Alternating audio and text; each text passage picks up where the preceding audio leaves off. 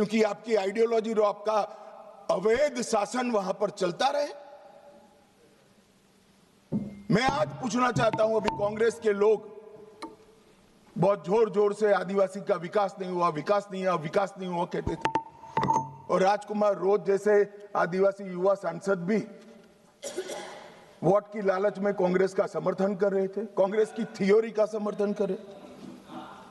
मैं उनको पूछना चाहता हूं, भाई 75 साल में 60 साल तो शासन आपने किया, आदिवासी अभी तक विकास के बगैर क्यों बच गया? विकास तो अब आकर नरेंद्र मोदी जी कर रहे हैं।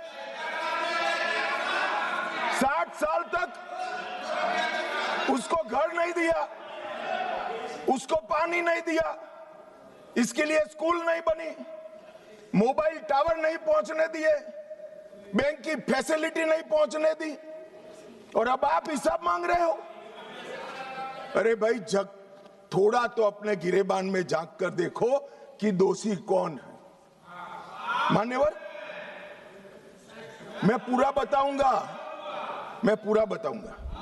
मान्यवर, 12 राज्य, छत्तीसगढ़, तेलंगाना, आंध्र प्रदेश, ओडिशा, महाराष्ट्र, मध्य प्रदेश, झारखंड, बिहार, बंगाल, केरल, कर्नाटक का कुछ हिस्सा और उत्तर प्रदेश के 3 जिले, ये पूरा रेड कॉरिडोर बनाकर रखा और वहां कानून का शासन समाप्त कर दिया।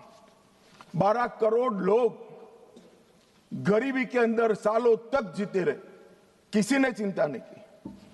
हजारों युवाओं की मृत्यु हुई। एक एनजीओ की अगर मान ले तो इधर और साइड से 20,000 युवा मारे गए। कई पूरा जीवन दिव्यांग बन गए, अपाहिज बन गए, नर्क का जीवन जी रहे हैं और उनके तक विकास भी नहीं पहुंचा। मान्यवर, कौन जिम्मेदार है इसके लिए?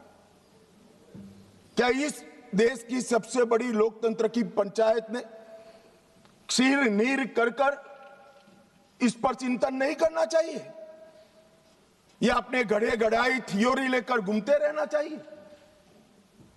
मैं बाद में बताता हूं कि नक्सलवाद का मूल कारण विकास की डिमांड नहीं है, एक आइडियोलॉजी है। जिस आइडियोलॉजी को अपने राष्ट्रपति पद का चुनाव जीतने के लिए 1970 से इंदिरा जी ने स्वीकार कर लिया, ये वामपंथी विचारधारा के कारण नक्सलवाद फैला है।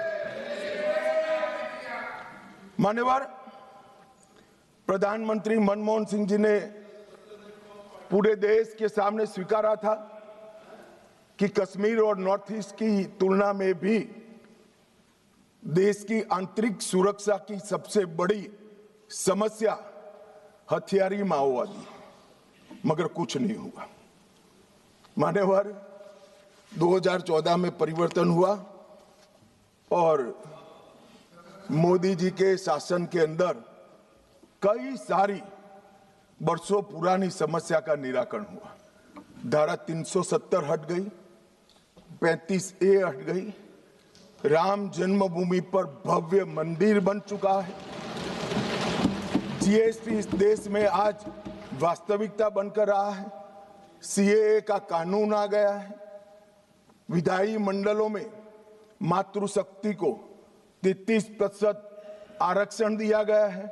कई सारे बड़े काम जो आजादी के वक्त से इस देश की जनता चाहती थी कि कभी ना कभी हो, वो सारे काम नरेंद्र मोदी जी के 12 साल में हुए और अब ये नक्सलवाद से मुक्त भारत की रचना भी नरेंद्र मोदी जी के शासन के अंदर ही हो रही है। ये 12 साल एक प्रकार के देश के लिए बहुत शुभंकर साबित हुए। देश को गरीबी से मुक्ति दिलाने के लिए, देश के युवाओं के लिए नई शिक्षा पद्धति लाने के लिए, देश की आंतरिक और बाह्य सुरक्षा को सुनिश्चित करने के लिए, इस देश के मूलों से न जुड़ी हुई पॉलिसियों को दरकिनार करने के लिए, ये 12 साल में बहुत कुछ हुआ है। मगर मैं मानता हूं अगर कोई पॉलिटिकल साइंस का विद्यार्थी इसका रेटिंग करना चाहेगा कि ये सारी चीजों से सबसे बड़ा फायदा किस फैसले और किस सिद्धि से हुआ है, तो निसंकोच वो पॉलिटिकल साइंस का विद्यार्थी नक्सल मुक्त भारत को नंबर 1 पर रखने से जरा भी नहीं। मान्यवर, ये जो बड़ी घटना देश में आकार लेने जा रही है, उसका पूरा श्रेय, उसका पूरा यश हमारे सीएपीएफ के जवान, विशेषकर कोबरा और सीआरपीएफ के जवान, राज्य सरकारों की पुलिस, विशेषकर छत्तीसगढ़ राज्य पुलिस और डीआरजी के हमारे जवान और वहां के स्थानीय आदिवासी बासिंदों को जाता है। अगर उनका सहयोग ना होता तो दुनिया में कई रिकॉर्ड है, बड़े बड़े तानाशाह जब जनता साथ नहीं देती है तो डूम हिलाकर भागे हैं। मगर यहां पर आज वामपंथी उग्रवाद समाप्त होने जा रहा है, इसमें जनता का भी बड़ा साथ है।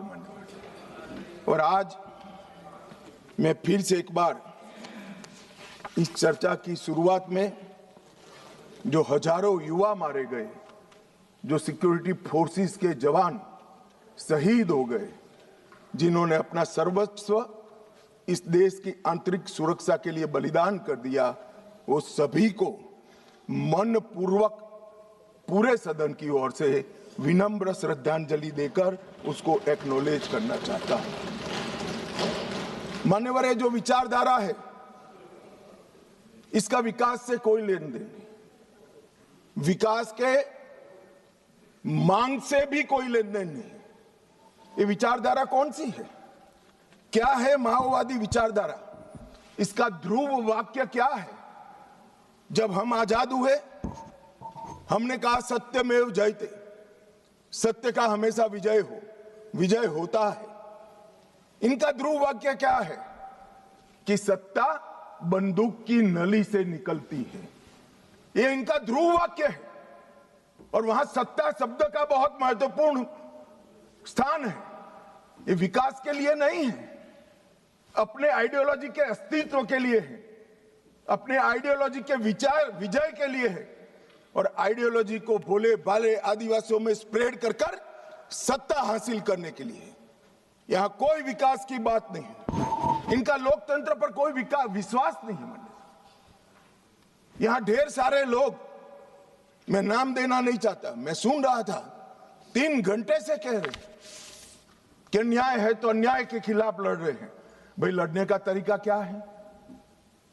हम अंग्रेजों के शासन में नहीं रह रहे हैं।